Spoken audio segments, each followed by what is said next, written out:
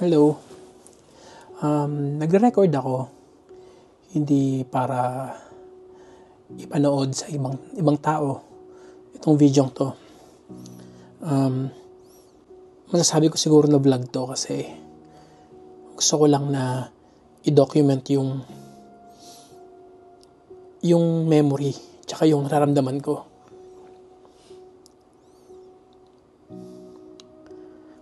Kasi pagkalipas ng mga ilang linggo, ilang buwan, pwedeng mawala na yung sakit. I just wanted to document this to honor Shadow.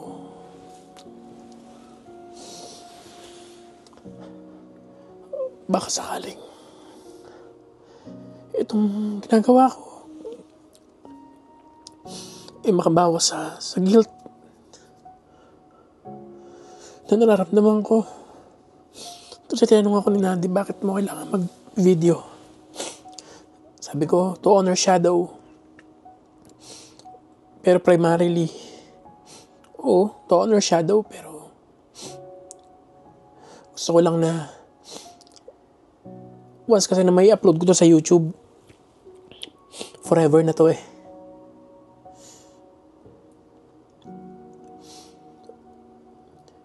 Siguro yung iba, mapanood tong video na to, sasabihin na,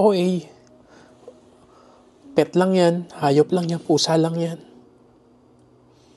Pero,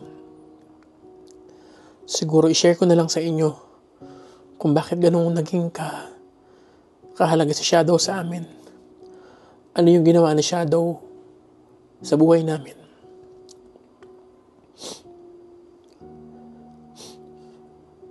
Nung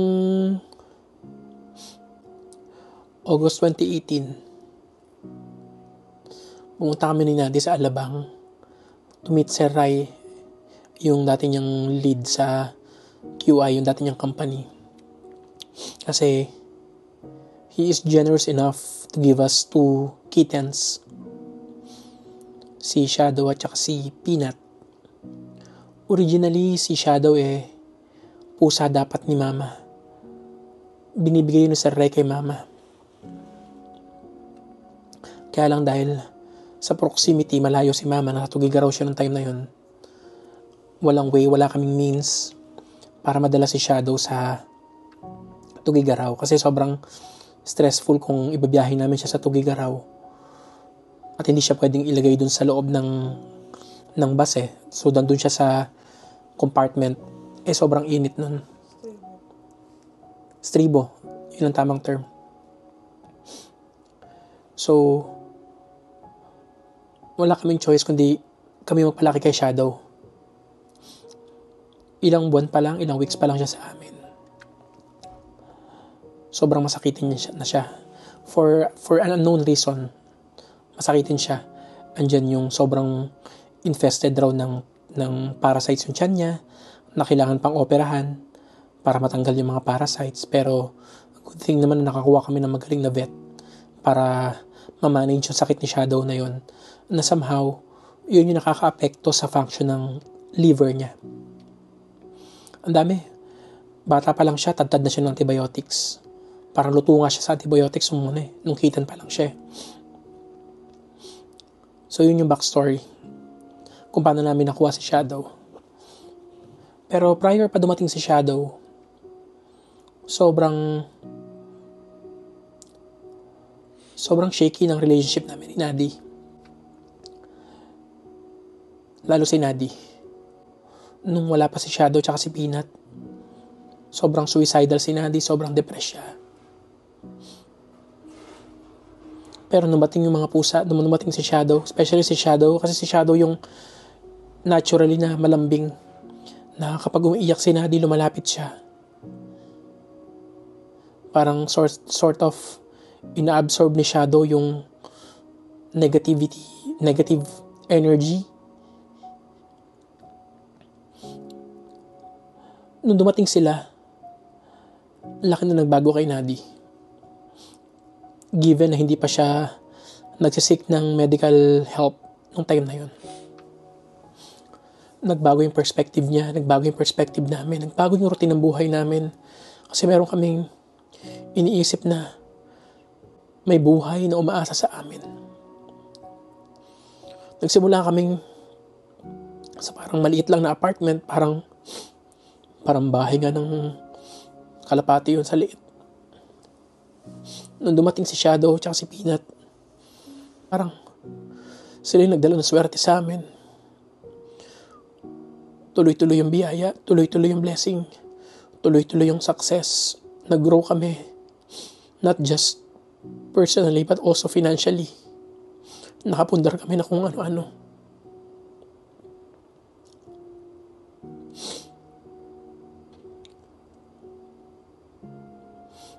Ganun ka-importante si Shadow. I mean,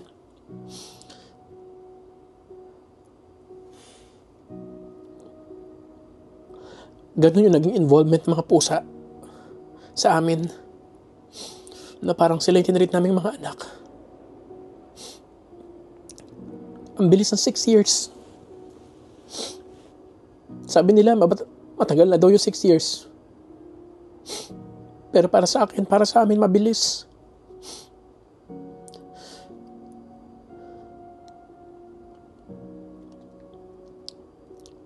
May guilt. Kasi 2023 na-confine na si Shadow. Agaw buhay siya because of something to do with urinary. Tapos nung isang araw, nagulat na lang si Nadi. Parang nahihilo si Shadow. Paika-ika yung lakad niya. Na para siyang lasing. Nag-assume lang ako. Sort of binrush off ko na baka ako nahilo lang kasi palong-palo siya maglinis ng katawan niya. Pinanood namin sa CCTV. Tapos kahapon, nahirapan siya, parang sobrang bilis ng paghinga niya. Sabi ni Nadi, parang nahihirapan huminga si Shadow, parang may problema. Nasa isip ko, baka stress lang. Shadow kung naging complacent kay Shadow. Ngayon yung nararamdaman ko, dami kong what if. Kasi, what if kung yung time na nahihilo pa lang siya, dinala namin siya sa clinic, baka buhay pa siya ngayon. Or what if kahapon nung sinabi sa akin ng Nadi na parang nahihirapan huminga si Shadow, tinakbo na namin sa clinic, baka sakaling buhay pa siya. Kagabi, uminom ako ng melatonin para makatulog ng maayos. Nang hindi ko alam, si Shadow pala nasa pintuan namin, na hirap ng huminga. Kung di pa lumabas niya si Nadi, hindi namin malalaman na nag-aagaw buhay na si Shadow. Tinakbo namin siya sa clinic. Yung unang clinic na pinuntahan namin, wala raw silang capability to help Shadow. Kasi kulang sila sa gamit. Ang advice nila, dali namin si Shadow sa mas malaking ospital, which is around 18 minutes drive from that point, from that spot. So dali-dali namin siyang dinrive. Naka-hazard pa ako. Lahat ng sakyan sa kalsada binubusinahan ko para tumabi. Only to 5 minutes too late. Habang nasa daan kami, parang nagawa na siya ng buhay. Nahirapan na siyang, tumigil na siya sa pag-ungol. Naging parang lantang gulay na siya. Pagdating sa ospital, sabi ng doktor, may heartbeat pa daw pero mahina na. Pero hindi na humihinga. Sinubukan nilang i-revive. Ilang minuto. Pero 12:30 a.m. ng January 5, sabi nung nurse, time of death, 12:30 a.m. Parang gumuho yung mundo ko. Pusa lang pero parang gumuho yung mundo ko.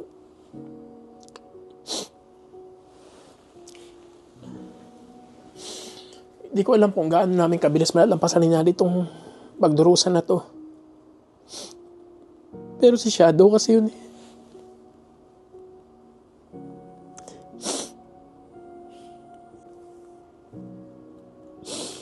Hirap. Napakahirap.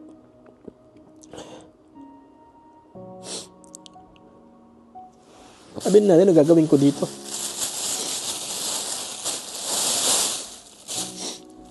Sabi niya labang ko na daw. Inakyat ko kasi gusto ko lang ting record na ito yung kumot na nakabalot sa kanya. Ito yung tuwalya na gamit namin na nakabalot sa kanya. Habang tinatakbo namin siya sa clinic, sa ospital, hanggang sa dinala namin siya sa Peto Nature. Parang may dugo na nga yun. Andito pa yung amoy ni Shadow.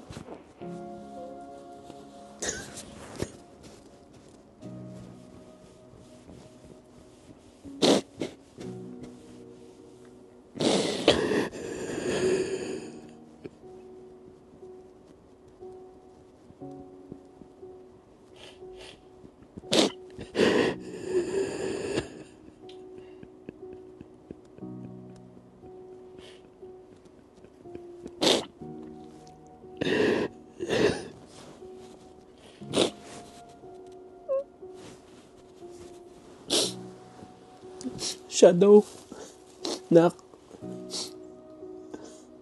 alam ko naman di mo na maririnig to or bakit hindi mo rin maintindihan to. Pero gusto kong tapusin tong video na to sa pagpapasalamat na dumating ka sa buhay namin. Sabi nga ni mami mo, kinulayan mo yung bundo namin na hindi na pwedeng mabura, na hindi na pwedeng mag-fade.